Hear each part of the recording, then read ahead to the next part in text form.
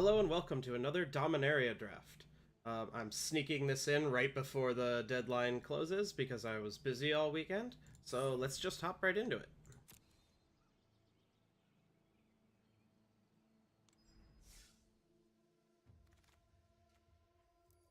Okay, we have a lot of interesting options here. I actually like this pack.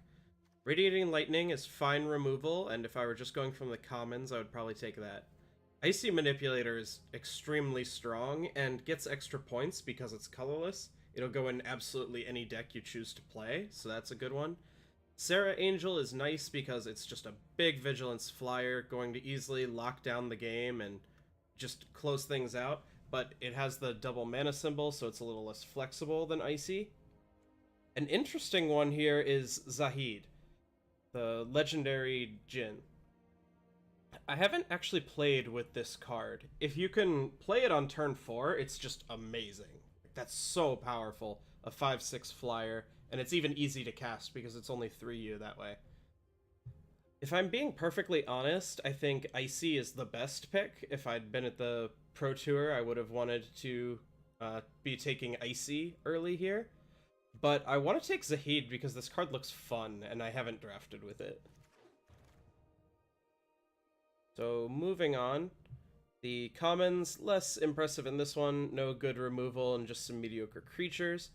What I'm looking at here, if I wanted to go like blue-black control, close things out with my big flyer and generate value, I would probably take the Eldest Reborn.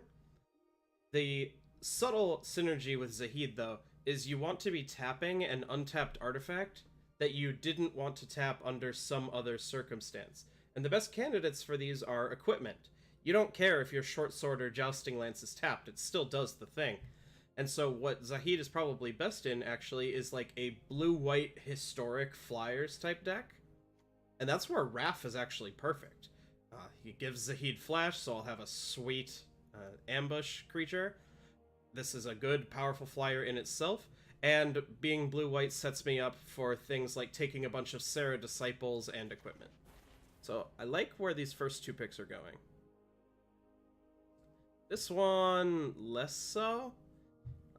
Relic Runner is good in the historic type thing I'm doing. Again, evasive creatures, get some equipment, beat down. I think the best common here is probably Saproling Migration, but that's not really close to what either of these two cards were doing, and it's not so powerful that I want to switch. I think this is where I'm going to be making a slight decision. Relic Runner, I will be more aggressive. I would just want to curve out and kill my opponent every game. Or I could take Gideon's Reproach and essentially be a control deck with a historic theme.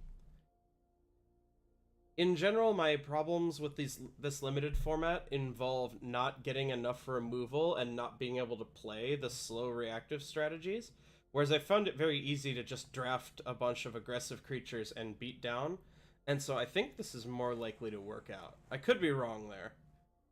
As an example, to continue what I just said, this is exactly the type of common you want filling out this type of deck. Call the Cavalry might even be a little bit more powerful. It generates the two bodies after all, but this is a very relevant card for just applying lots of pressure, so I'm glad to be able to pick something like that up. Moving on, apparently I'm supposed to be in red, but like Radiating Lightning is the only one that's still actually good. Like, I don't actually like any of these cards. Things are getting a little bit slim. Maybe I'm supposed to be in green. These are both very good green cards, but again, they just don't fit with anything I have so far. It's possible that I was a little too attached to my early picks. Maybe I should have been moving into green already, but here I'm just going to take the Unicorn. Okay. Again, I don't have anything great for me here, but I don't have anything great in general here. So I think I'll take a Voltaic Servant, can maybe get something good out of there. Yeah, continuing to not love these cards. We're going to need some help in the later packs. I think I'll take a Partick Wanderer. This is a good card, especially because it's historic, it's good with Wrath, but I've pretty much got all the top end I'm going to want. Sure, I'll take a Knight of New Benalia. This card has a really hard time attacking because of all the Saprolings and stuff in this format, But if I can draft some good equipment and be using things like Dominant Trapper, I'll be able to force it through, and I'll just want the good rate. Here, I hope not to play an Artificer's Assistant unless I get a lot more equipment, but who knows. Not playing any of these cards. I might play a charge. Okay. I've got some powerful stuff going on. Overall, don't love that first pack, but that's fine. Here, I've got a lot of good stuff. I'm kind of into blue-white. I don't necessarily have to be. The assistant isn't that great, and I'm not married to these picks. This really makes me want to splash. Ariel is such a good card. She just wins so many games on her own. If I were still open to splashing for removal, I would take the Shivan Fire, because that's really good, but there are multiple good blue cards here with Blink of an Eye and Cloud Reader Sphinx, and I'm not going to first pick a short sword, but I do want to get several of these.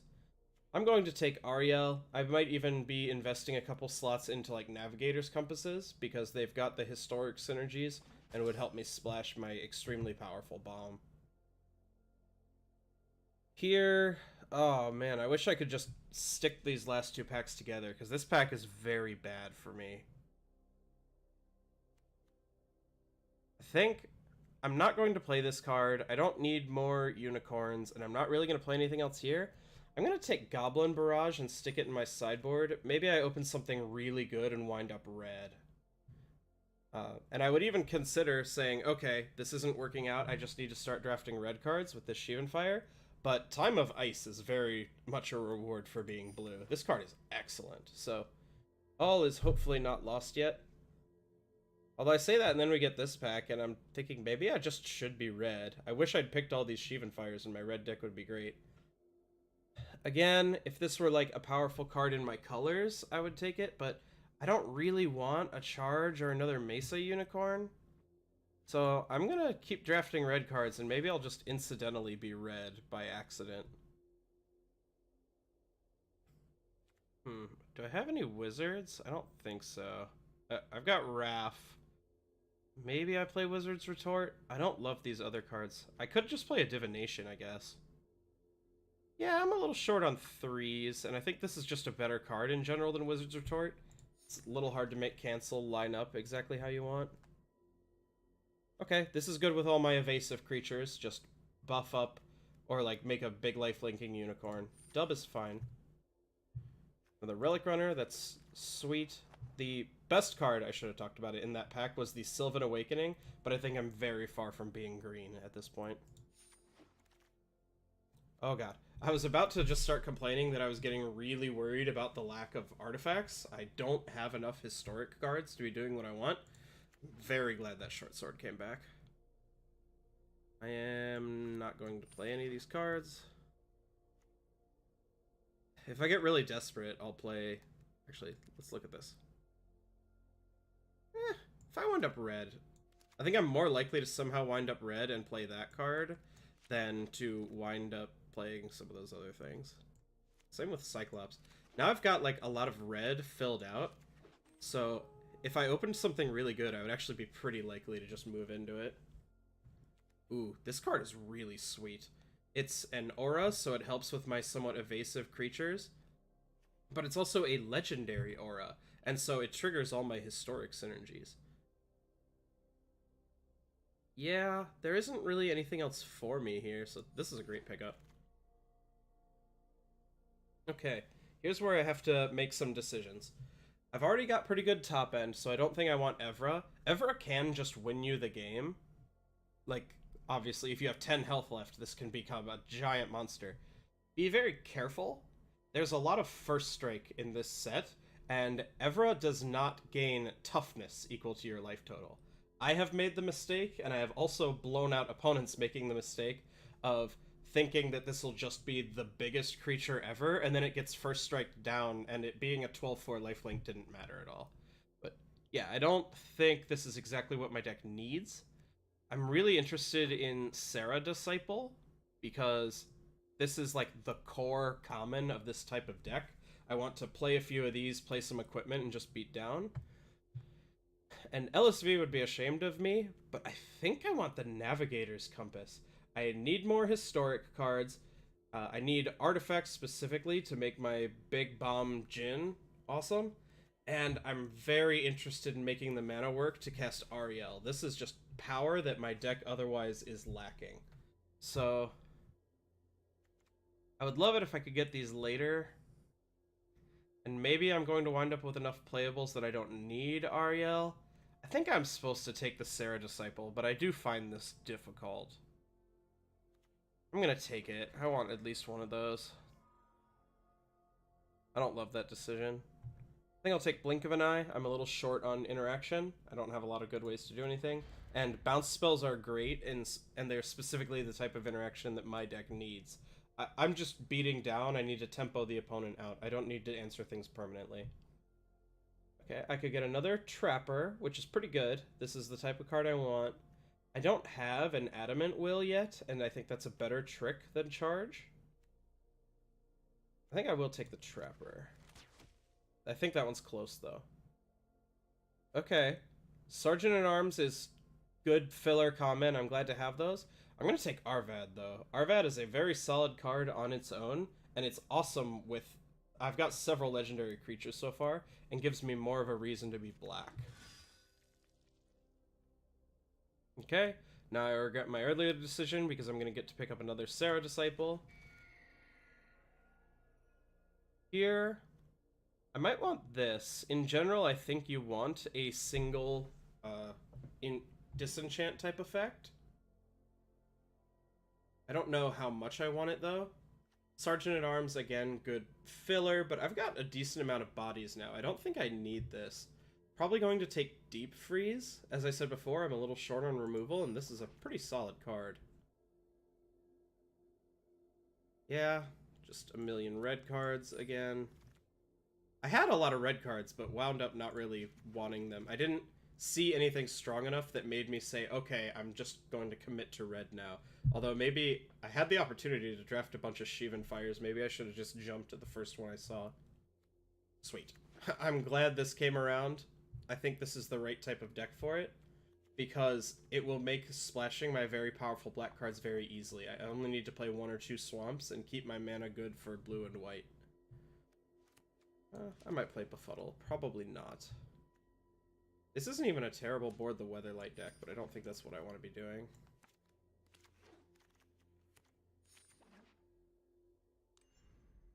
Okay. I don't hate how this draft turned out. It wasn't amazing. Like, this deck has problems, but the deck also has good stuff going on. Let's see. 44, so I need 4 cuts.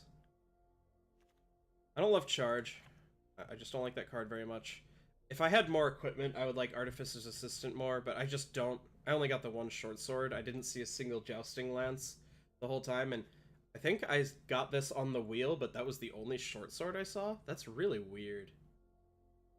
Let's see. Probably gonna cut a Knight of Dominaria. This card just isn't... It's too easy to block. Although maybe I've got the short sword, I've got the dub, and I've got On Sarah's Wings, so it is going to attack more, and double Trapper, so it will attack more easily than it would otherwise. And I think it's better than Servant in my deck. So actually I'm going to cut the Servant. That puts me at 40. I think this looks about right. This deck doesn't have as much interaction as I would want. I don't know if I'm supposed to play the board the Weatherlight. Let's see. 1, 2, 3, 4, 5, 6, 7, 8, 9 hits? That's pretty good. I don't love it, but my hits include a card that I want to draw basically every game, my mana fixing, and a lot of my most powerful cards. So I think it's worth it to play the board. See, this puts me at 3 black sources for my Ariel and Arvad. I think this looks good. I like how this goes. Yeah, I've said it a bunch of times, but this deck has problems, but it's got enough good things going for it that I think it's worth it.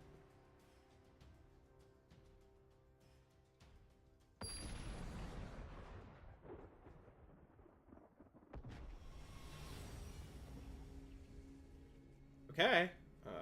I would really like to draw my short sword, but this is basically what my hand wants to do. Especially on the play, I can just curve out a bunch of flyers. If my opponent's playing an aggressive red strategy, they'll just... that's worrying. That's very worrying. Exactly what I was worried about. I might just get raced here, but... I can try.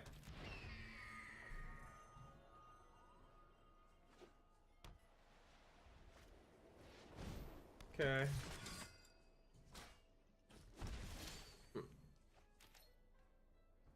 Okay, now I have an interesting choice. I was thinking I just wanted to play Sarah Disciple and not attack, because then my blocks are very good. I have multiple first strikers.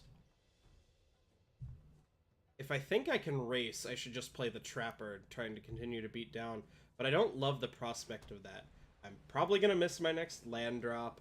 I don't have a huge payoff, even if I don't. Like, Raph is pretty good, but not amazing. I think I want to be just a little more defensive for a while. And my opponent might blow me out. They might have, like, an Adamant Will and just make my blocks really bad, but... They should not have played that pre-combat. Just checking. Yep. If my opponent had just attacked, I would probably not have blocked. I just didn't have good... There were too many tricks in both of their colors that just make my life really bad. But instead, they played Squee and lost their creature for 1 damage? It's not amazing. So now here's a tension that's going on. I'm incentivized to just slam Raph to get in more damage, but I suspect that my opponent's going to attack with this Lava Runner, and I'll be able to eat it with Raph. So I'm going to give up a couple points of damage for the possible upside of killing their creature for free.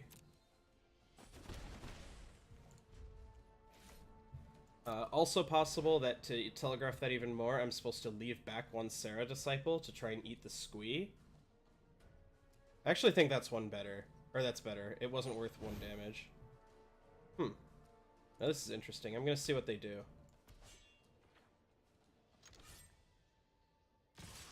Okay, attacking with both. I can afford to take 4 damage, so like I said, I'm gonna play Raph and block the Lava Runner. If my opponent had just attacked with their big Squee, I probably would have just hit it with Blink of an Eye.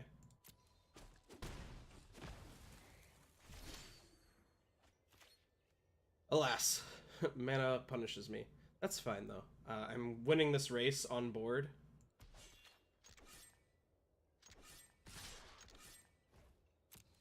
I could have this turn pre-combat used Board the Weatherlight to try to find a historic spell, like my short sword would be worth a lot of damage here.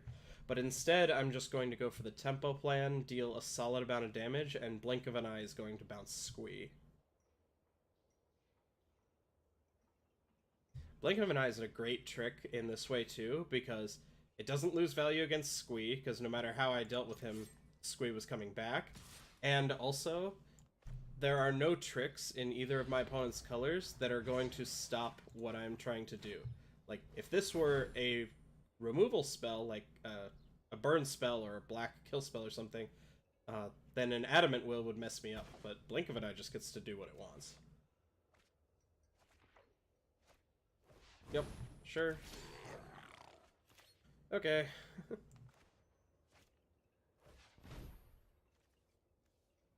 Well, this is not working out perfectly, but that's fine.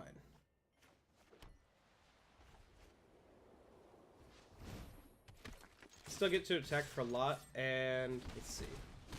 Opponent going to 8. If they only have 1 blocker and I hit a land, I have lethal. Because Pardic Wander can combo with the Dominant Trapper to tap 1 down. No blocks. Oh, that's a little sad.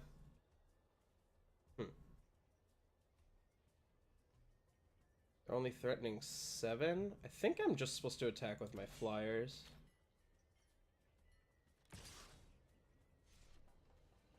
Okay. Come on, Arena.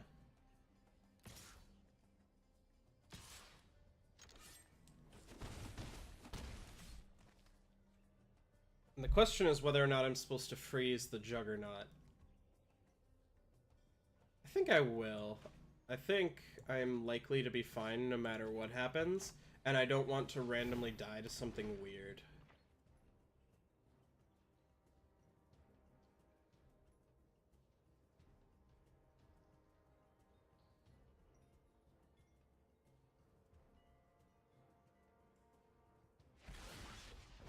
Okay. That lets my opponents survive when they otherwise would not be able to. That's kind of funny that I inadvertently saved my opponent that way. Does not have trample. I could trade. I'm not sure if I'm supposed to trade or try to just look to kill next turn. This is probably too conservative, but I think I have this game so locked up if I don't just die. Oh. Well.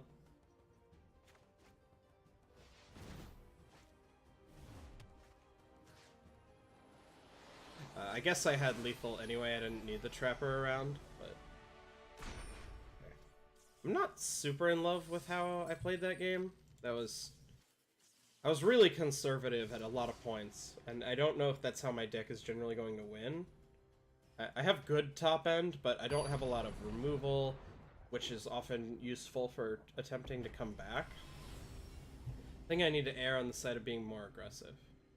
Okay, this hand is very similar to last time.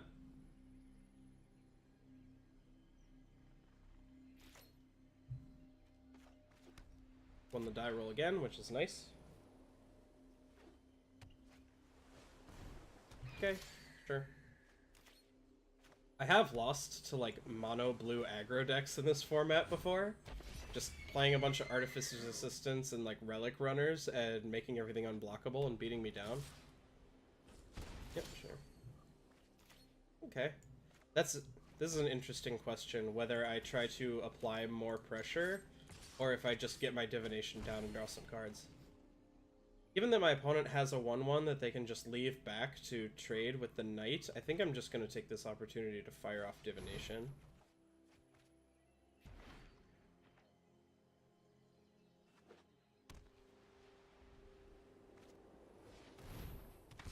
Okay. It's a little irritating. Also irritating that I don't have a historic card. What to do here? I think I'm just going to pass and again look to ambush something with Wrath. That seems pretty good. I could have boarded the Weatherlight trying to find something to do. I'm incentivized to do that because then I can play Zahid next turn, but I'm pretty close to just casting Zahid on curve just as a 6 mana 5/6. And it's not like I'm short on stuff to do, so I want to make sure I get that down.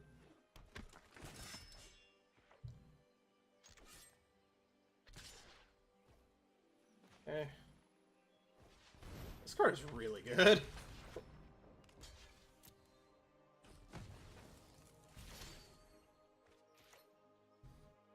Okay. I like this, because Zahid, in addition to playing well with artifacts and stuff, is a historic card itself. So I'm going to be able to play the Knight and the Trapper. So I apply some pressure here. If my opponent gets aggressive, that's fine. I'm definitely okay with racing, given the cards that I'm going to have on the table. And if they don't have enough blockers, I might just play my big flyer, tap something down, and crack in for a lot of damage. Okay, sure. Okay. This turn, I get to be a little more conservative, but still apply pressure. I get to cast Zahid, tap down their flyer with my Trapper, and then Raph still gets to get in.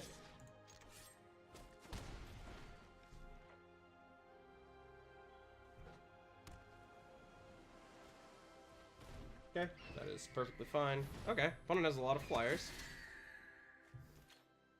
Oh my. Let's see. If I tap down like one of these, or tap down this and attack with both of these, my opponent's in a lot of trouble. I don't have to do that immediately though, so I'm gonna board the Weatherlight first. Time of Ice, sure. Oh, I think it's better to get this down. So here's the way I can play this. Play Time of Ice. Tap down the Aven Sentry. Time of Ice, Frost and Aven Sentry. Yeah. So I was going to get in there, and even if they chump Zahid, Raf gets in, and their other guy doesn't untap, and a new one gets taken down with time. So they were taking a lot of damage in the immediate. Okay, I like how this is going. I'm drawing just enough interaction that I'm staying very far ahead, like one blink of an eye, a trapper here, the Time of Ice.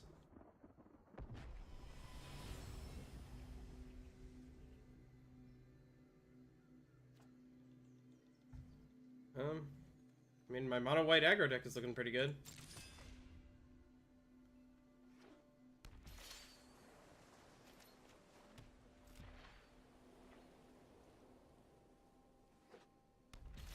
Okay.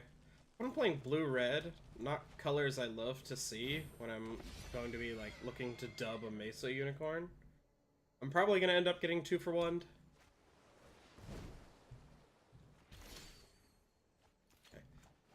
I'm not racing, my opponent seems to be playing more of a control deck with the divination and stuff, so I don't need to open myself up to the 2 for 1 yet. I'm just going to keep applying pressure.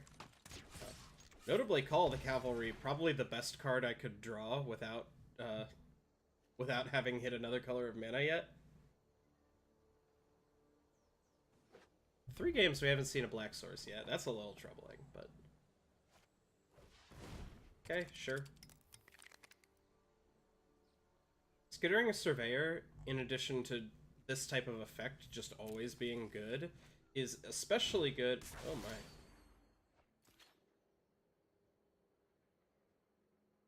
This card looks like it's going to be sweet, and then you remember that it can only hit players or planeswalkers. Like, I guess if they had, like, the wall that can become indestructible, that would be sweet, but they are so far from this being relevant to what's going on here.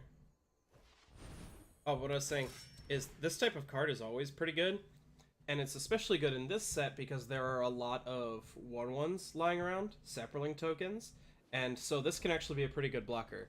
It is less good against what I am doing. Yep. Big powerful card. Would love to hit a black source so I can Arvad and top down Cloud Reader Sphinx. Fortunately, that was not the case. Okay. As I said, I'm likely to wind up getting 2 for 1 at some point in this game.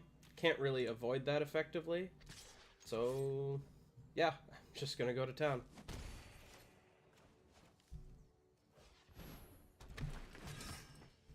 So now, my deck is mostly white spells, so white spells are good, and black land is good, and blue land is good.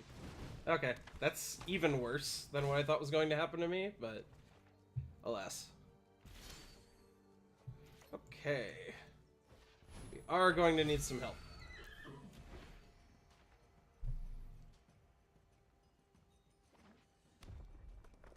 This card might actually end up being relevant. Like, they just stick it on this Academy Journey Mage, and if neither person can attack, I'm going to start getting chunked down pretty quickly.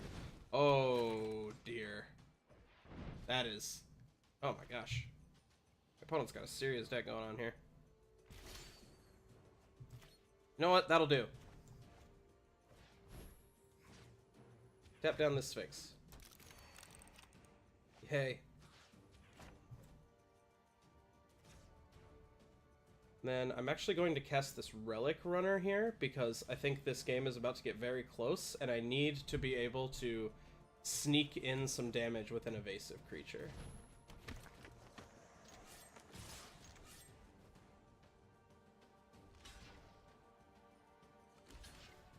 Yep, this is fine. Okay, that was a crucial turn to hit, and this was probably the best hit I could have had. Because now, look, my opponent's almost tapping out to do this Cloud Reader Sphinx, and so they are, even if they make... Yeah, let's see. Sure. Yep, and they get the extra scry. My opponent can't really attack, because they would just be dead. Let's see. Oh, my opponent is dead, because Relic Runner is a good card. Oh, that's kind of weird. So, a while back, R&D decided to not keyword unblockable. It's not like a set ability in itself. It's just this creature can't be blocked. You're just stating something true about the rules. And that means that you get weird things like I was expecting a trigger with the Relic Runner, but it's not a triggered ability. It doesn't go on the stack and you don't have to announce it or anything like that. It's just like something that continuously checks. Have we cast a historic spell this game? Yeah, okay, this can't be blocked. Ugh. Oh man, now this is the first time I'm really getting punished for my splash. If this were a plains, this hand would be very good, but instead I think I have to mulligan. I'm going first, so I only have a couple looks before I start getting really punished. I've got 9 plains, but I don't think that's enough for how bad that hand is if we miss. With how I've been winning these games, oh my gosh, this is the same hand, but worse. I like don't have enough blue sources to really look for. I guess I'm going to 5. I think we're picking up our first loss here. I don't think I have time to be messing around with this. I just need lands. Yeah, it's possible that I got greedy. I really like this card and really wanted to play with it, but maybe I didn't have to. Okay, that's a start. And Divination will help draw us out of this, so that's good. Heck, if I can Divination next turn into black for Ariel on turn 4, it's very likely that this card will just win the game and I won't even have to do anything.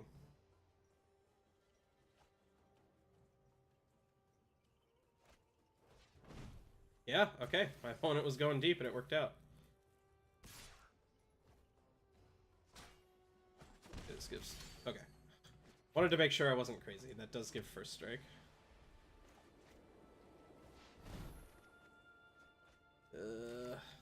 Where's that swamp that was in my first couple hands?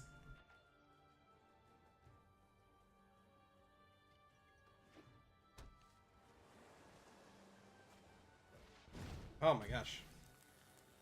My opponent's deck is a lot more coherent than mine. Yeah, I'm just not getting the tools.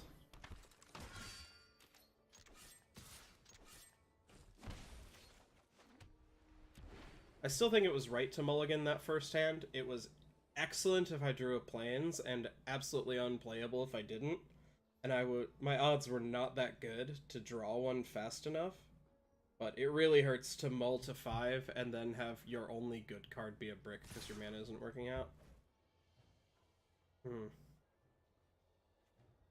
think I'm probably supposed to trade here. I think I need to slow this game down. I'm not... I guess I am, like, winning the race on board, but I don't know that that's likely to continue. Yeah.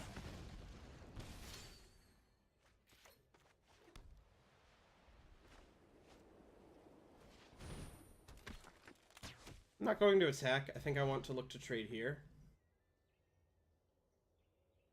My opponent missing a land drop is a very bad sign for me, because it means their hand is just loaded with gas. Okay, glad I held both back. I'll just try to trade with both of these.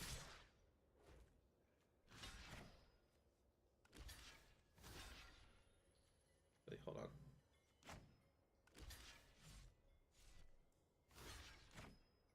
on. Slight adjustment here. I want to make sure this one dies, even if they cast a spell and get to pump both their things. It's more important that this one dies than this one, and so I put the Trapper here. Ended up not mattering, but if they had cast a spell, I would feel really foolish if I killed the 2-2 instead of the 3-2 for no reason. Okay, I think it's too late. Opponent's just applying too much pressure, and we know they have spells in their hand. But, again, Navigator's Compass kind of coming through for me.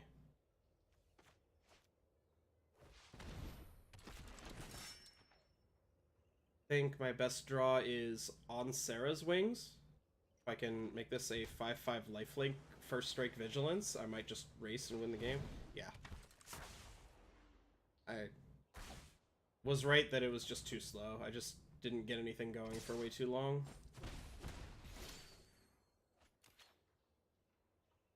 I guess I'm not technically dead, but I'm mostly dead.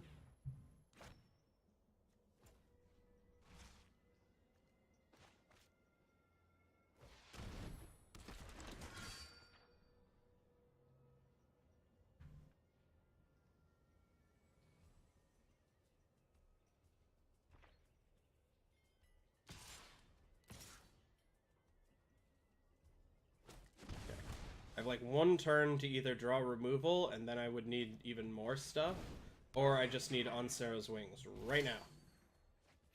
Not even close. Oh, GG's. Stumbled a little too hard. It's really tough to win on Mulls to 5 in Limited.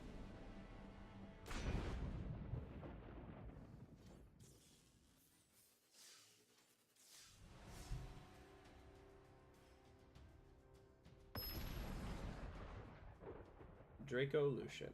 Okay. Alright.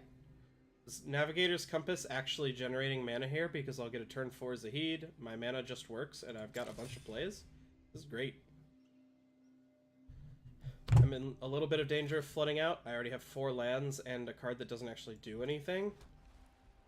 Note, there's some reasons to hold this. I have Sarah Disciples and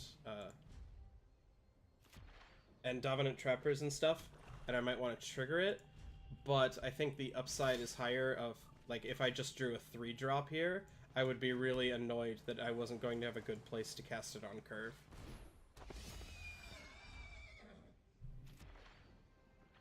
Huh. I hadn't realized if I hadn't had the blue already, then Navigator's Compass actually doesn't work for getting Zahid out, because you have to tap 1 to produce blue. It's kind of funny.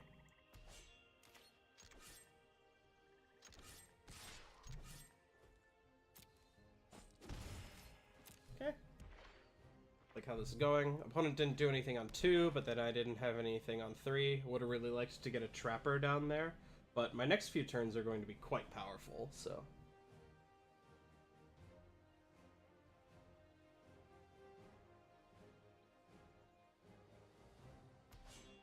Okay. We're not doing anything. Something bad might be about to happen to my Jhin, but that's fine. I don't think I really have a good way to avoid that. Let's see. I believe Unwind, the one that untaps lands and only has the 1 blue in its cost, counters non-creatures. So I'd actually be playing into that by going with Call instead of Zahid. But... still a little wary of this. I think this is my best option. Oh, okay. Oh, wow, it changes where the actual mana cost is. That's really weird. I don't actually like that. Because when you remind newer players of what a card's mana cost is, you tell them it's always the thing in the upper right corner. Okay. Wasn't a good way to play around that. That's fine. And then the way they templated that, it looked like its mana cost actually changed, which would not be correct if they countered target spell with converted mana cost 6. It would still work, or something like that. Do I play this? I think I do. I have cards that I might want to play next turn, like if I draw Arvad or something, I'm going to be sad if I can't equip this and also play him.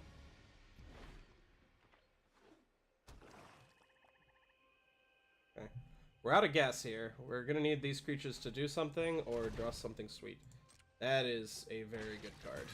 And completely beats my board. This is the real downside of Navigator's Compass. It makes it miserable to play because you get priority every single time. Okay. Opponent's playing blue-black, which makes Dub not very attractive, but at least I can attack.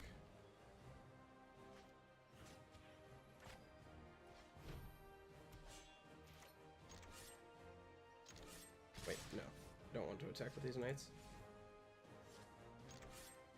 Man, arena's being really laggy. There's no fungal infection? Cool. At the very least, if I start falling behind, I'll have a long time to catch back up. Gained a lot of life off this unicorn in the compass. Okay. We don't have any good enchantments, so that's just a 1/1. Anything else? Okay. Can't target Josuves.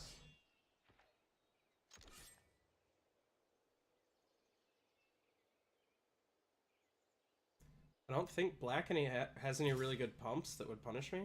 Okay, sure. I will gladly not block.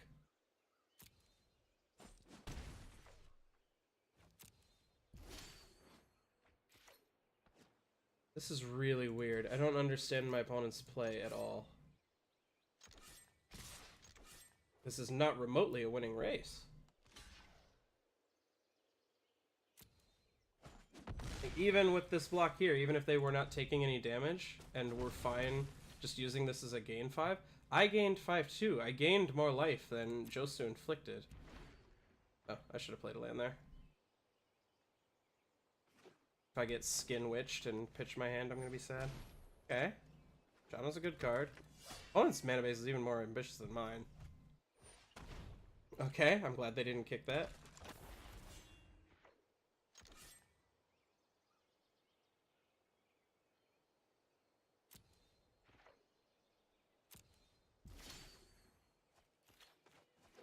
Okay, I can continue attacking with the unicorn. They will not have enough power left over after first strike damage to kill. Unfortunately, I do have to prioritize Josuves that way, which gives them 2 cards off the ward. But I still think it's in my best interest. Let's see if I attack with everyone. They could chump, eat. That isn't good. I'm just going to attack with the unicorn.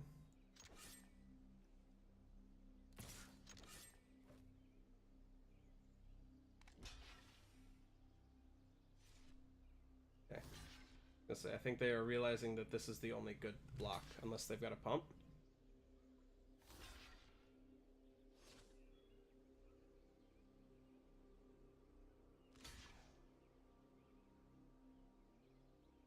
Put Josuves first. They need some sort of pump spell, or else this just doesn't work for them. Okay.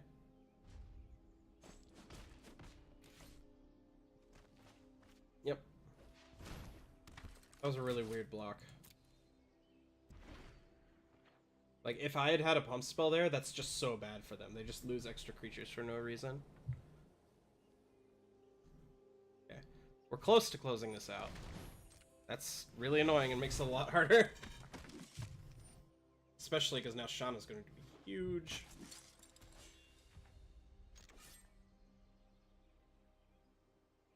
Need a historic spell.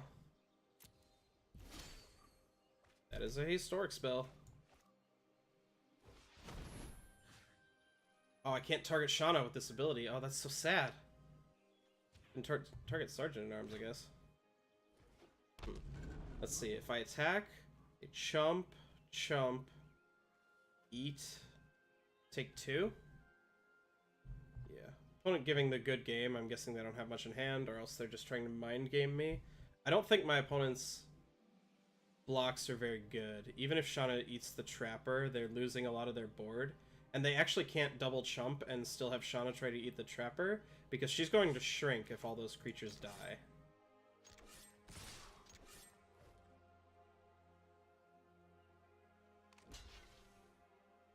I do really like Shana. It's always not obvious the ways in which her ability is going to come up and matter.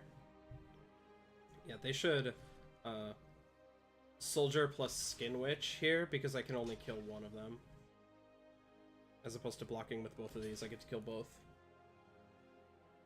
Alright, let's kill the Skin Witch.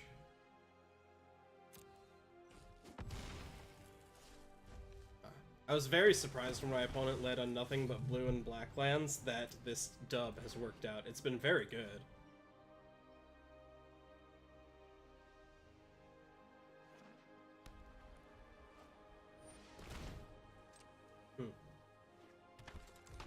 This would even be a pretty sweet card if they'd gotten it a few turns earlier, like if they could have blocked with the soldiers and then sacked them to get back Josuves or something like that.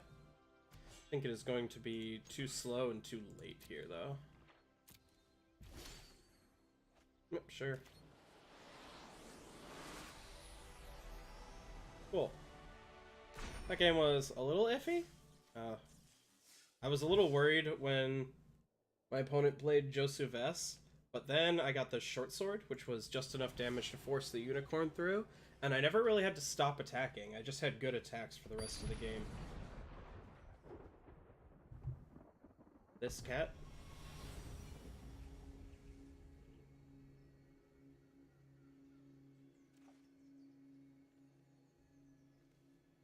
Pretty sure I don't have that many of these, but I see it every game. This hand's great. Any land just turns on the whole hand, and these cards are all excellent. I don't mind casting any of them on turn 4 or turn 6. So, even if the curve is a little wonky, this hand's just great. There, and now my whole hand is unlocked. I would like to draw a dub or a trapper or something like that. Blue-red wizards again. Let's see if we can do better when I'm not failing to cast any spells, like last time. Also, opponent wasn't nearly as aggressive this time. They didn't have the double 1-drop spell to turn this on turn 2.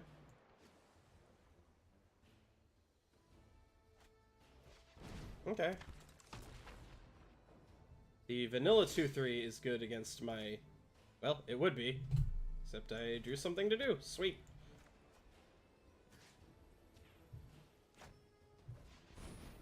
Yeah, my attacks are still good.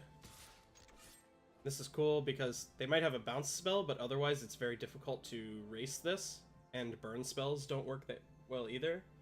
If I get hit with Academy Journey Mage and they just bounce my unicorn, like, that sucks, but I'm gaining a bunch of life and my opponent can't race that otherwise, so I'm totally fine with make them have exactly land plus Journey Mage, or basically just win the game. It's going to be very difficult to beat my unicorn without either the Journey Mage or a blink of an eye to bounce.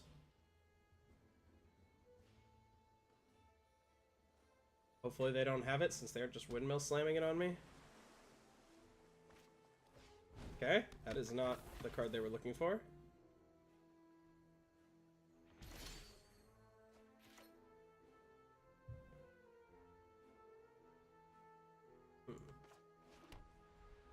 Do I continue attacking? I kind of want to. Force my opponent to spew all their cards to handle that, and then I can just win the game with my other powerful things. I'm trying to think what they could have. Like, if I first strike down these, I don't know what could be in blue that would kill this. I guess they could have the Befuddle, the card that gives -0, -4. Or -4, -0, so the unicorn wouldn't first strike down anything and then die. I think I'm going to be a little more conservative here. I don't think I need to risk anything yet. My hand is so good. My opponent has responses. I guess I won't F6.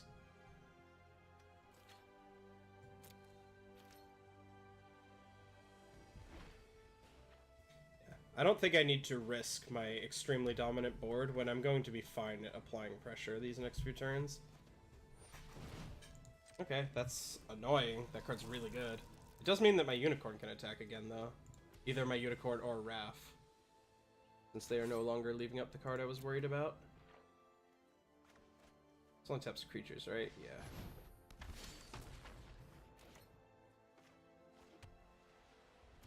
Okay, I can stop drawing lands whenever. My curve does not go beyond 7. I guess I should have been playing an island, because I might divination into a blue card.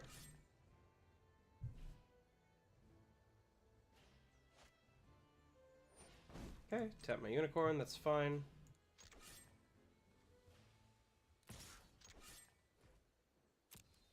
Raph gets to apply pressure.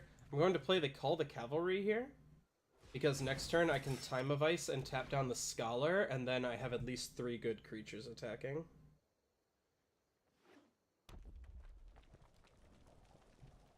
Opponent is also running out of cards.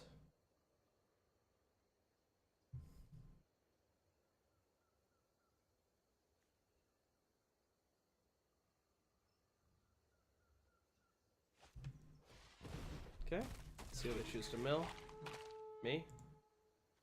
Oh, dang, I liked those cards. God, especially if these were, like, in this order, I would have just been drawing awesome stuff for a while. That's sad.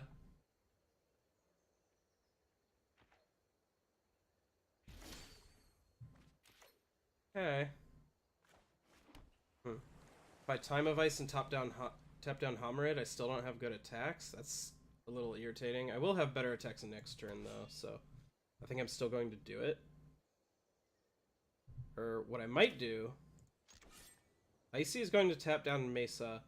I can attack with Wrath, and then I can hold up Time of Ice, because this has Flash with a Wrath out. And so my opponent might get greedy and make some attacks that open them up to taking a lot of damage. Like, since this isn't forcing anything through this turn anyway, I think I might get some value. I might also walk into a counterspell, but there isn't a great way to play around that.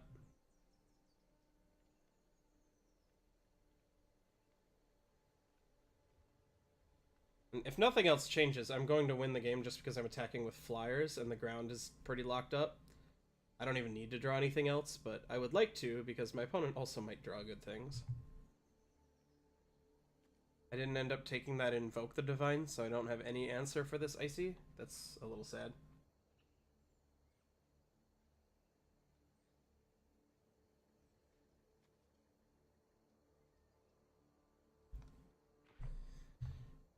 Opponent may go attacking? Probably not. Okay. Go for it. Go ahead and tap down this Homerid.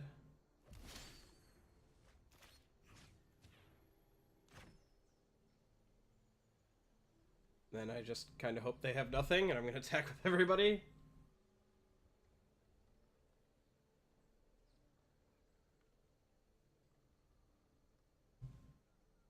And the fact that this doesn't bounce until my next pre-combat main phase is so brutal, because they can't replay these until the turn after. So it's like they don't get these cards in this next turn cycle, and then the turn after that they would need to spend their whole turn replaying their very mediocre creatures.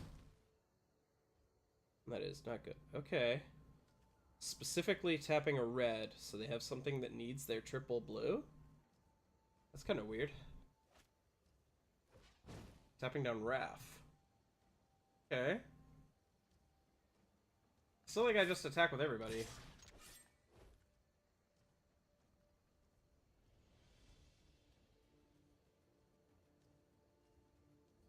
They gotta have something here, otherwise they wouldn't have switched. Unless they're planning on chumping, but that's so bad. They might still have that befuddle from earlier, and they're gonna eat my unicorn here. Blink of an eye, okay. But they didn't kick it, so what else do they have?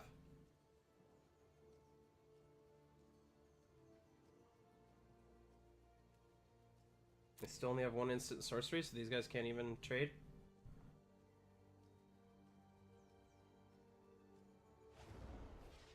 They do have the befuddle. Haha, I feel very smart. Now I can trade off their Lavamancers with my knights, which is okay. But I get to replay these creatures, and like I said, Time of Ice is still going to make it very difficult for these ones. They're going to need... They drew a card off Befuddle, and then they draw for the turn. They're going to need those to be somewhat good, or else they're taking a lot of damage. This Icy has been so good, though. It always is.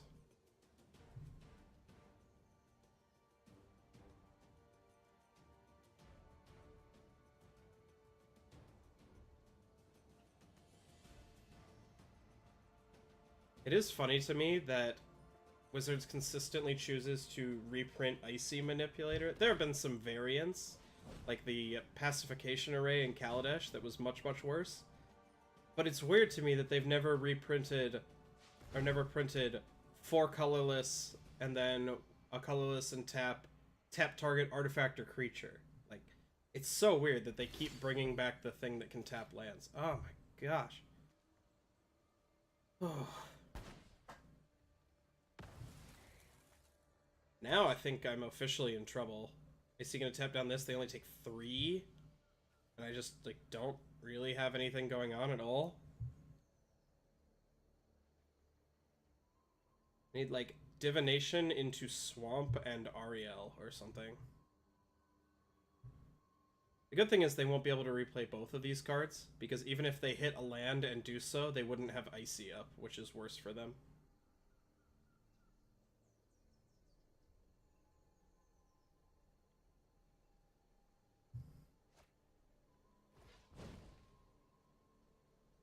That's a really weird choice.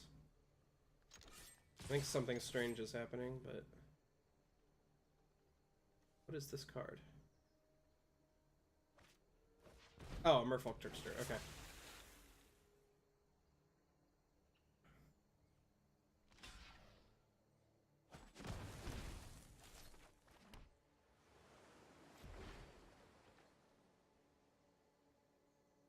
Wait, that's still a really weird choice, because tap target creature, it loses all abilities, so they could have Icied down the Trapper, Trickster, taken the abilities off Disciple and just eaten that, and taken the same amount of damage, but then I wouldn't have a Disciple on the table, and they'd still have their Trickster.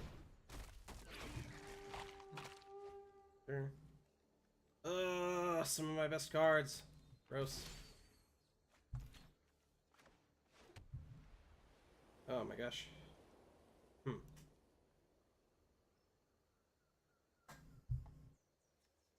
Tempted to blink of an eye this Deep Freeze. My opponent's mana is already being taxed. They don't have a lot of good resources for just slamming this. And that means that they would have to... but then I don't have a good way to deal with the Homerid.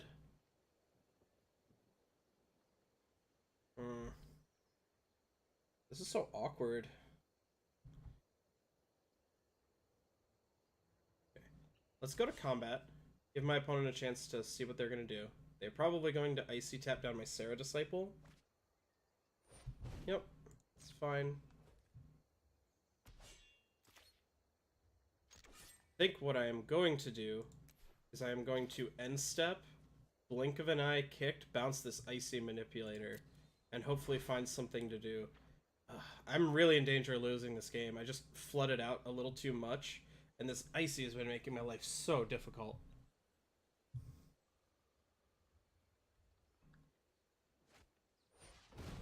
Okay. It's a good card.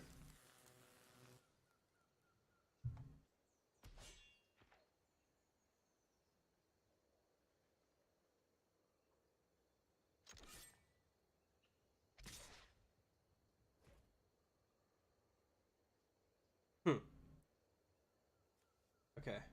If it weren't for this goddamn card, I could even blink of an eye to bounce my own Wrath and get him back down. Which that might be what I'm going to do anyway. I think I'll just go ahead and take 2 here, give them a chance to do something else with their mana. Yeah, I think, because I have exactly 8, and so it's a good use of my mana to blink. So let's make sure that I don't get tapped out of blue.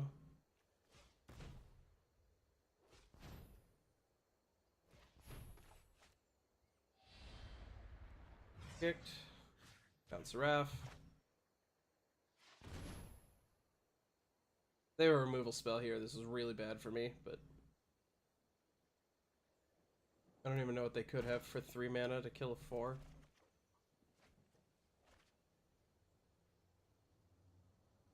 And on their end step, I still get to play Wrath again?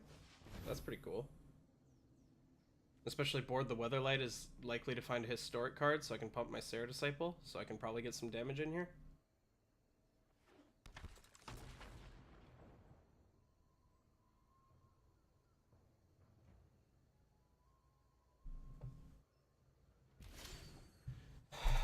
Bricked again. It's irritating, but whatever. Hopefully I will go into Zahid and play my land and play him, and or not, or I'll hit another uncastable card. See, they milled my Compass and one of my Swamps, so I have 1 black source left in all these cards. Okay.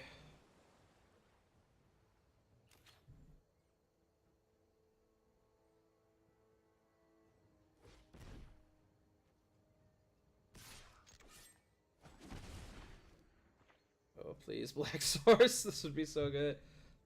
So I got 13 cards left. Black Source or Zahid or Pardic Wander are all excellent draws. Because even if this can keep tapping down a big creature like Zahid or the Pardic Wander, it frees up Raf, and then Raf can close this game.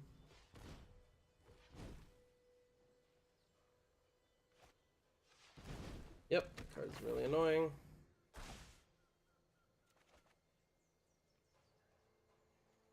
Do they have a counter? That's a really weird choice. Why bounce the one that I can just flash back in?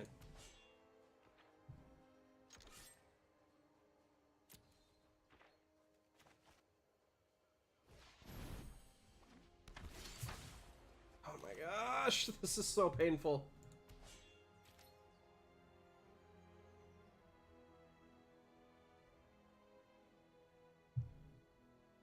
Okay, now I'm extra suspicious. What could this be? Like, I guess any sort of pump lets them trade here? I'm gonna go for it. Or any sort of instant or sorcery, like an opt even does it, but... And it's possible this isn't great. Trading creatures is very good for the person with the Icy Manipulator. They want the board to get down as small as possible. I don't need to play my 10th land.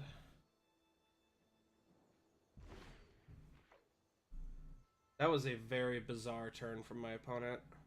Letting me untap this so that Adeliz couldn't attack, and then not tapping it down and not having anything. Just all sorts of really weird choices. Okay, I found my big scary guy. Oh, that... Oh, wait, this is actually sweet. Okay. Because Zahid has Flash, because of Raf. So I can attack with my Sarah Disciple, and then if they get a little cheeky with the block, I can punish that mid-combat. Yep, that's fine.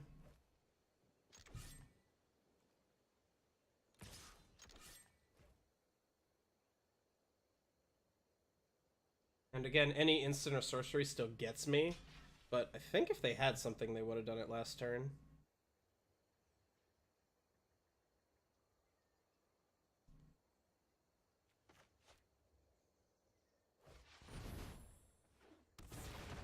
Yeah, there we go. Okay, I think we might be in control of this game again. Opponent's gonna need something really good. They could have like Inbolas as clutches and take my Jin, and then I'm just screwed, but... With the information available on the table, I think I'm very far ahead.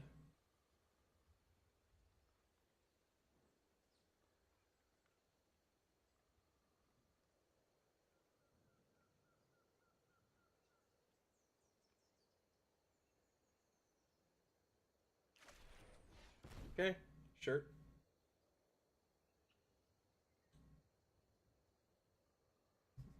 Luckily comes down after the cards that would have generated value with it are all gone. Oh, that's extra scary with Adeliz. Just, like, that threatens a lot of damage. Is this a... It's a scout. Okay. These are both wizards.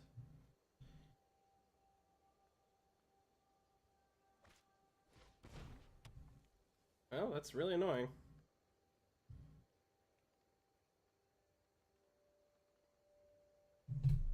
I am somewhat in danger of running out of cards. I could deck this game if I can't get good avenues in. Hopefully before that I'll hit my Swamp and then Arvad and Ariel. They didn't mill Ariel, did they? No. Oh, but they did mill my Pardic Wander. Dang, that's unfortunate.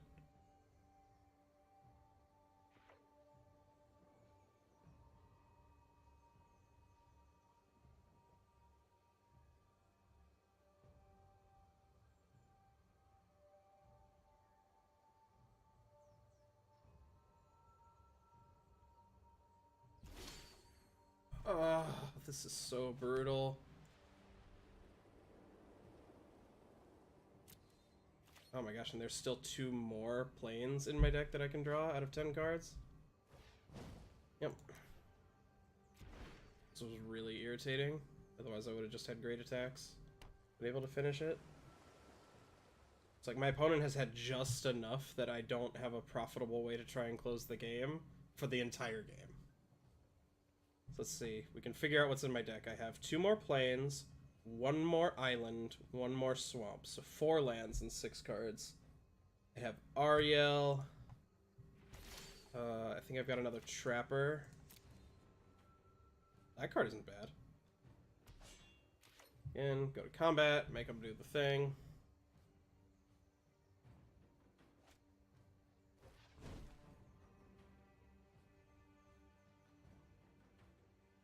No attackers, because it's not worth it. This is cool because it means that any swamp or castable historic card, which again is getting pretty likely in not very many cards, basically gives me lethal. Because a historic card means Hummerid blocks Wrath. This is 2, and this is 2 unblockable. And Swamp is obviously a historic card in itself, because it lets me cast this Arvad. What does this do again? And flicker a historic card? They could have flickered their Icy.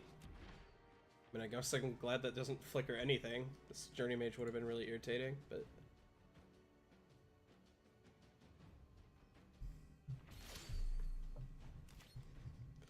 close.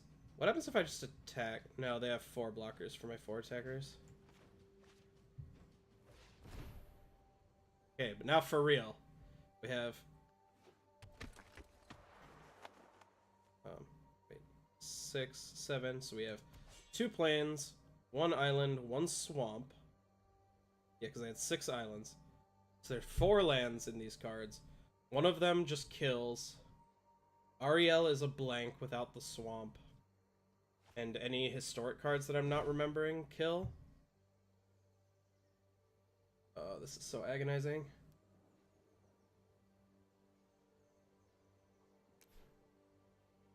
Again, my attacks just aren't good. This eats here, this eats here. I get in for 1 and get eaten here. Trade most of my board for 1 damage. It's not good enough.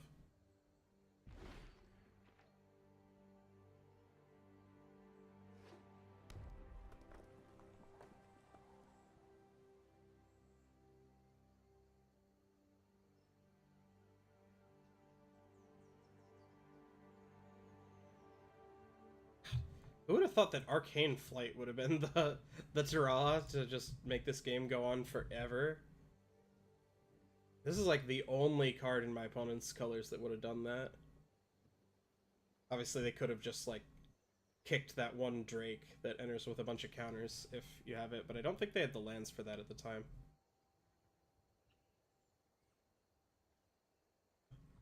God, I wish I had just like a Jousting Lance in my deck. Okay, sure. Attacking normally on the ground, becoming less and less of an option. Okay, it's one of the bad cards. 4 lands in 7 cards. 3 of those lands are bad. Ariel is bad. So most of my deck is not good here. Oh boy. I think, unless my opponent has something good, even if the very last card is my Swamp, and I don't have any other historic cards, like, I don't know that I do. I think I've got another Trapper in there, so that's like 5 of the 7 cards accounted, or 6 of the 7 cards accounted for. Even if the very last card is the Swamp, unless my opponent does something powerful before then, the Relic Runners would just kill.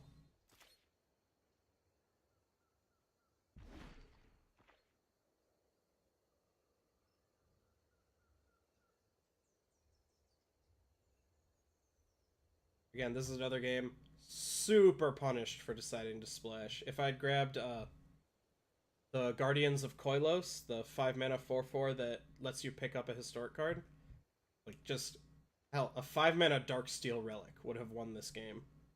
But because I cannot cast my Arvad, and a little bad luck of 2 of my 3 sources getting milled, we are really struggling to close this one.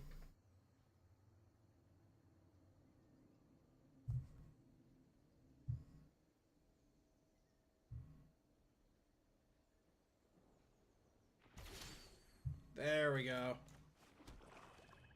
As far as this card doesn't even have to resolve.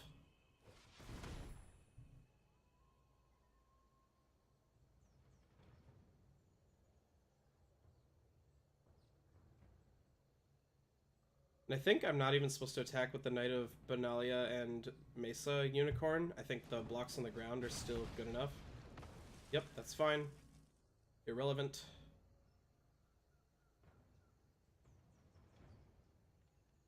I suppose now they could Icy tap down one of these, chump here. No, they're still taking 4 that they can't block. My opponent needs something else.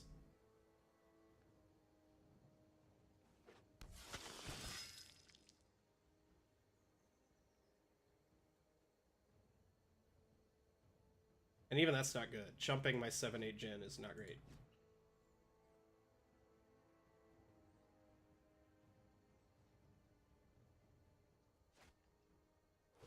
Yep.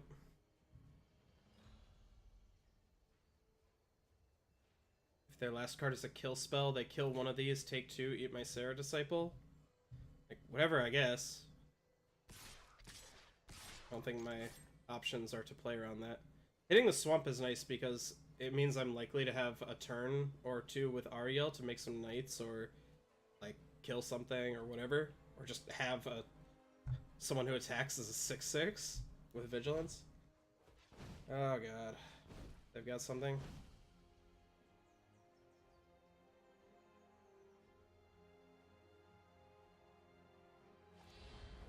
God damn it.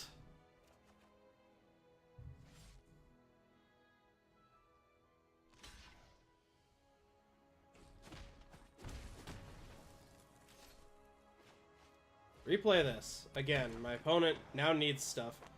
Just, I know I have Ariel in my deck, and Ariel kills. Even through a kill spell, or the Icy with the Relic Runners. But this is the longest, most agonizing game of Magic I have ever played.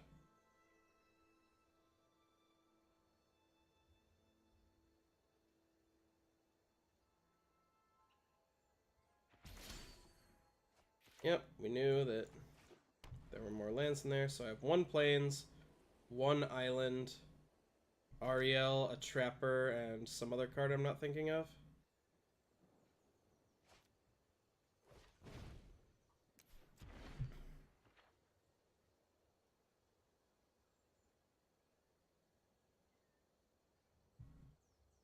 Even just like a Jousting Lance on Arvad would have just been insane because he could clear out all the attackers. Wow, I'm gonna die. Jesus. Oh yeah, Divination was my other card. So I just have an island left and I'm dead. Wow, I can't believe I lost that game. Oh, that is so immensely frustrating. Okay, I'm now with Owen Turtenwald. Icy Manipulator should never ever again be reprinted in any format. Okay. We're gonna regroup. We're gonna play against someone without Icy Manipulator and 5 activations of Homerite Explorer. And it's gonna be great. Is that the first die roll I've lost? I guess I've been getting pretty lucky that way. Its hand casts its spells, and it's got good stuff to be doing. Sweet. I'd like to get on the board a little earlier, but that's fine.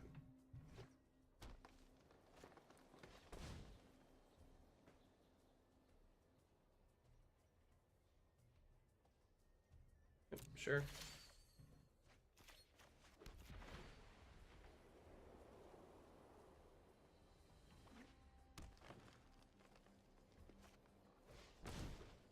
Sure.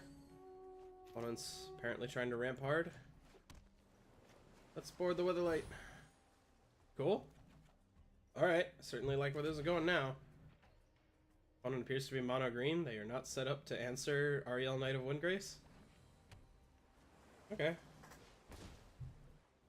Multiple Adventurous Impulses. Okay, that's a good card.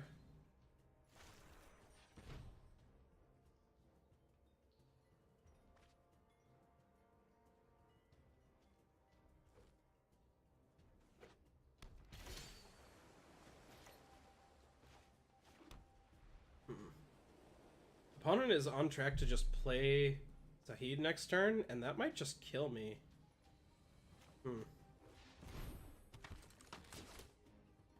Like, there might not be a whole lot I could do. They might get down a turn 4, 5, 6, and I just lose the game to that. And that's entirely possible in the way games go sometimes. Or they just don't have any land drops at all. And I drew the perfect card for answering that potential strategy, so... things are looking up from me being very worried a second ago. Go ahead. I guess I should Ariel and tap this down first. Yeah, that's just a lot better. Because they know about the Ariel. They're not going to blow some trick to kill Trapper and let this resolve if they have a counter anyway. They do not. This is an Archer. Oh, I didn't know Archer was a creature type. Okay. Opponent had seen enough. That's a little unfortunate for them. It looked like they were playing a bunch of cantrips and they really intended to just power something out. Oh, that's my daily reward. I was really confused because we hadn't finished the draft yet. But yeah, like the Opt and the Double Adventurous Impulse, it looked like they were just some sort of ramp deck. They were going to try to power out something big like the Djinn, and then just didn't hit enough lands. And so curving out normally was enough to get the better of that.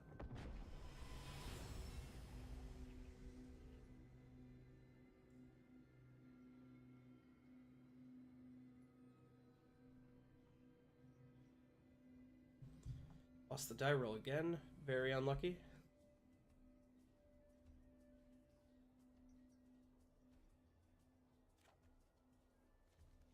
And is similar to the last one. Not quite as good, but it's probably going to be easy to find an artifact to get Zahid out, or at least just find enough lands to start casting big spells.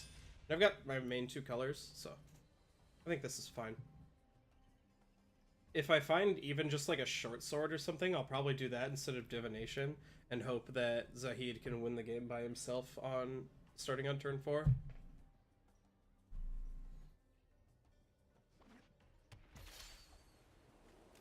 Okay. Even if I can't find an artifact, I just have something good to do on 4 now. That's pretty good.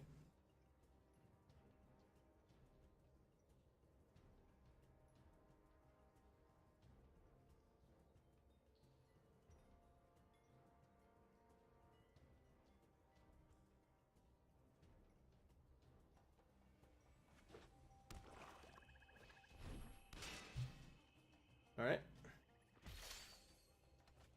It's always weird to see people just play this card out, especially on turn 2, because it's really just not very impressive if you're not getting some sweet historic synergies off of it. Like, it really needs to do something. Well, and we knew that was possible. The really sad part is just shuffling back all these lands. I really wanted those. Them's the breaks. It's kind of weird to me that this card doesn't cost 1. Like, I guess they were scared after Ancient Stirrings, but the fact that this can't hit lands makes it so much weaker than something like Ancient Stirrings, and then making it cost 2 is just really brutal towards any sense of playability. Okay, we hit a land. I'm at 6, so Divination puts me up to 7 in hand, so I don't have to discard. That's cool. Okay, sweet. Even with getting messed up by putting all those lands on the bottom, we still even hit all our colors. So. I'm going to be taking quite a bit of damage if my opponent like plays another good 4-drop here and then has removal for the stuff I'm doing. I will just get beaten down and lose the game. But I've got good resources for stabilizing here.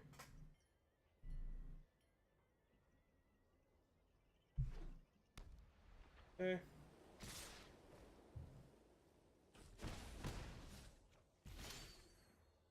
Opponent did not have anything fun to do. No need to show black yet. I only have a couple black cards and I can just swamp into them. Yeah, no real reason to do anything. Go ahead and Flesh and Wrath. Blocking this is pretty mediocre since I didn't really want to turn this into a 4-3, but it's better than just taking a bunch of damage, I guess. And like, this walks into a pump spell, but that's gonna get me eventually anyway. Like if I try to Zahid and block or have any, if they have any sort of trick.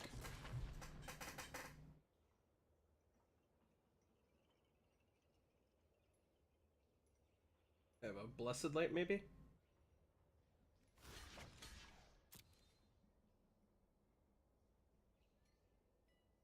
What I'm probably going to do if I don't draw anything is I'm just going to dub Raph and then try to block. This. Oh, no, they just get to straight up trade. That's pretty good.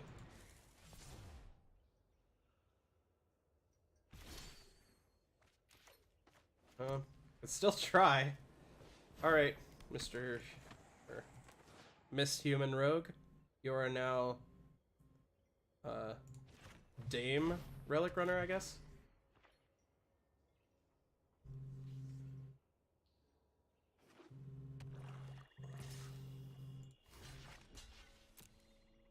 See, they probably have another trick. That's fine. Okay, sure. I got 2 for 1. That sucks, but whatever. Okay, that's really scary. It's going to be almost impossible to stabilize, but...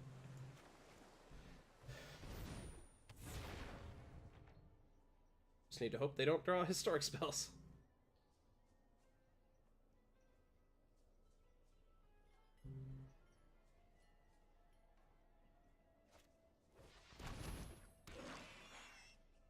That is really annoying. That's so good against what I'm doing here. Like, I have to trade my Wanderer for that? That is gross.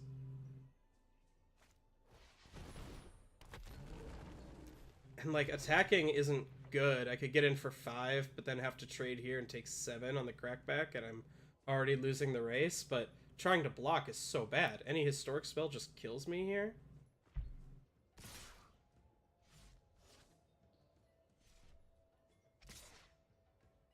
Okay. Yep, sure. Trade there.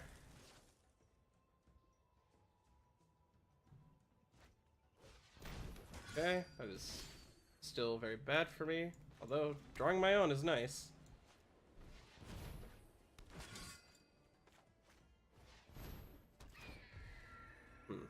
Let's see, if I attack here, and they attack with everyone, I can trade, double block and trade, take 4. Then they've lost their trappers, and I just have a much better board. Yeah, I think I can start attacking now. I just, like, lose to a historic spell, but that has been the case for a lot of turns.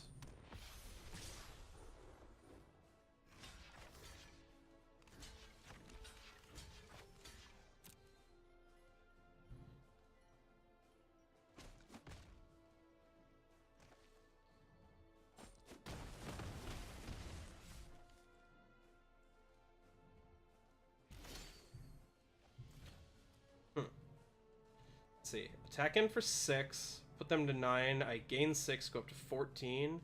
They're threatening 8 a turn, but I'm winning the race on board. Okay. Oh yeah, it gives Vigilance, I forgot. This card is ridiculous. Why does it give Vigilance? That's insane. My opponent can't even attack anymore. Like, they're in white-black, they've got good options for killing my Jhin, but they haven't had them yet. This is just like Kibler sticking his Armadillo Cloak on a Rith the Awakener. Like, my ridiculous 5/6 Jhin was not good enough, so I had to upgrade it. Alright.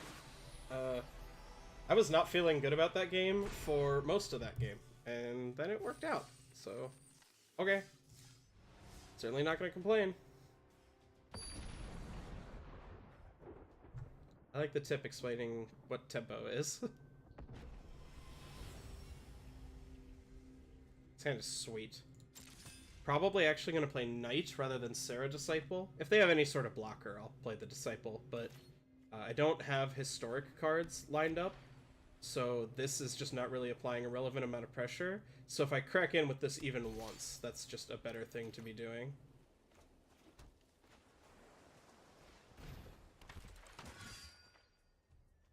I like this art. Okay. And then of course I draw a short sword. I am going to...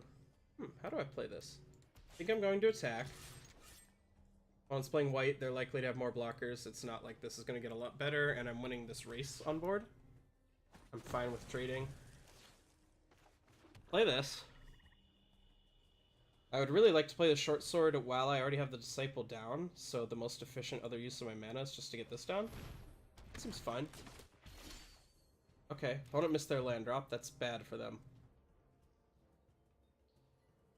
How do I do this? Could divination, but my opponent missing their land drop means I really just want to start applying as much pressure as I can. Do they have an approach here? Yep, that's fine.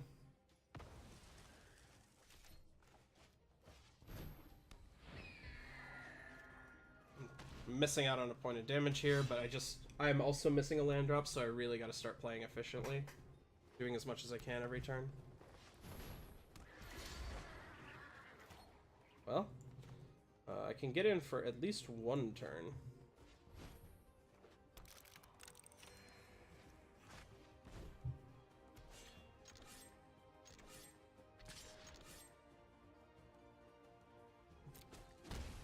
Now I'm just getting really badly punished for trying to pursue and be aggressive because opponent dealt with my creature and then is now really effectively gumming up the board. It's going to be quite difficult for me to make sure I'm getting in for damage. That is the worst. Okay, at least I got a land.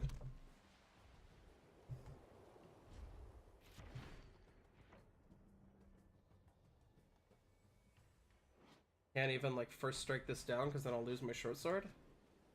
That sucks. Oh, this double sucks. Eh. I'll take some damage, but I can blink of an eye that later. That's fine.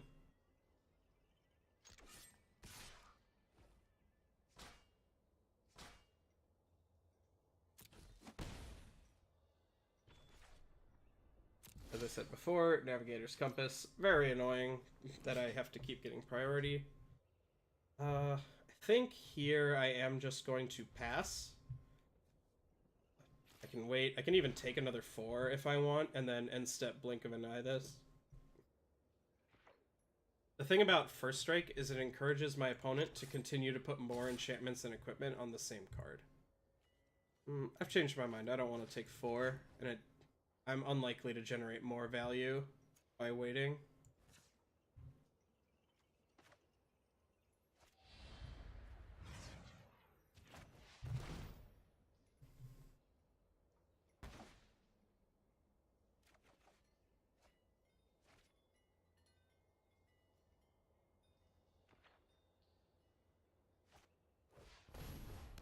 That's a good card. I'm glad I didn't take a bunch of damage that I didn't have to.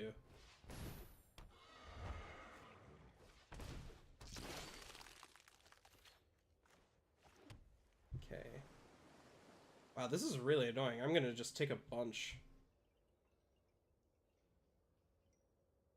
Let's see how I want to do this. Sarah Disciple, very bad into double Courser.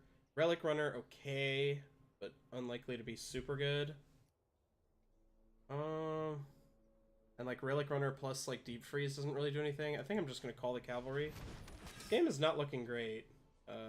Certainly wouldn't mind drawing Ariel.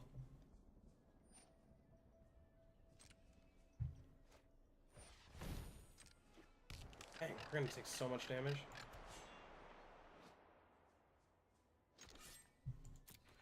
And especially because this isn't even just a pump, it puts a counter, and so in subsequent turns my hand or my blocks also become bad. Okay, I think this turn I am just going to, let's see. I think I want to save this. I can afford to take a few more damage to wait for a better creature.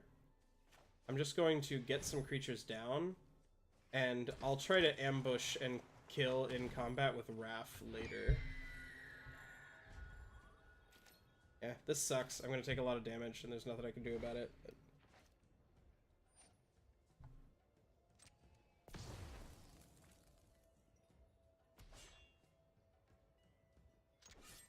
it's fine, I'll just take 12, go to 7.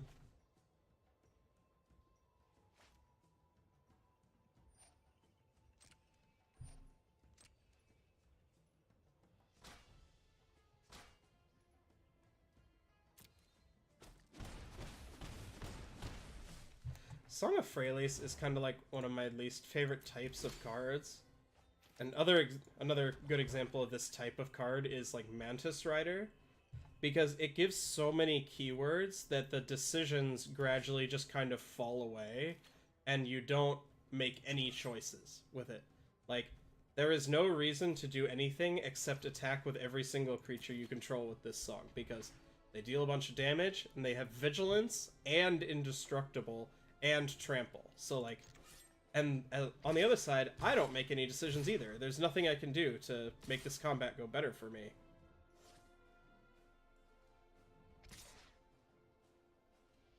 Okay, my opponent playing it reasonably safe. With these attacks, Raph is still going to make this go well for me. I'm gonna kill these Courser, one of these Coursers at least.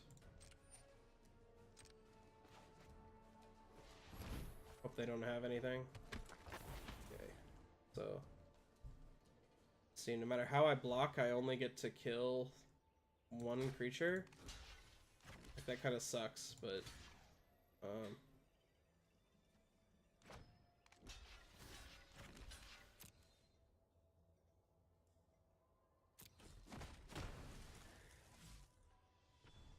First Strike continues to be a good keyword.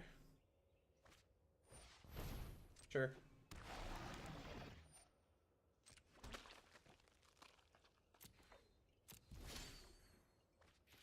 This creature can't block, right? Yep. Interesting. So, I think I can start applying pressure with Raph. My opponent's attacks are not great because of the Wanderer. My blocks aren't great either. Because if I'm just blocking with the Wanderer, I have to double block to kill this, and then I'm taking 5. I'm just dead. I would need to, like, block here and chump one of these things. Yeah, that's not good enough. So... And if I play any of these cards, I can't play the Wanderer. It sucks that my only historic card is this. I think I'm going to deep freeze this Glider. Now it can't fly anymore, so that's fine. And then I can just go ahead and play out this Relic Runner. I can go ahead and pass for this turn. I might take, like, 3 if they jump this card with the Courser. But that's fine, and then I'm leaving up Wanderer and my...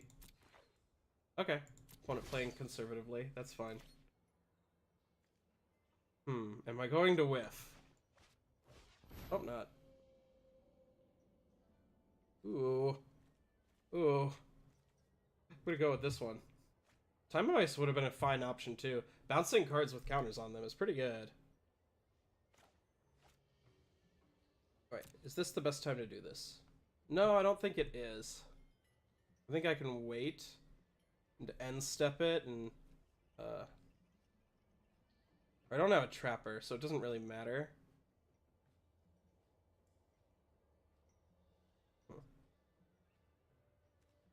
Yeah, whatever. I'll just play this now.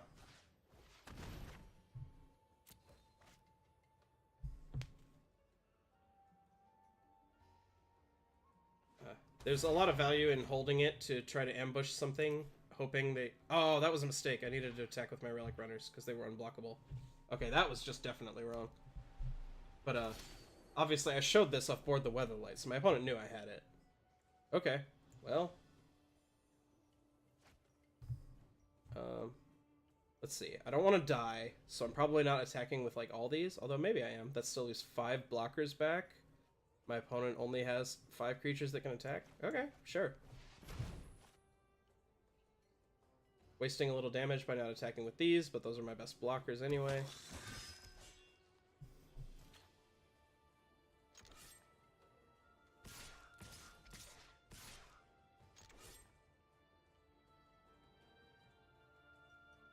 Yay. I actually had to cast this card and have it do something that mattered.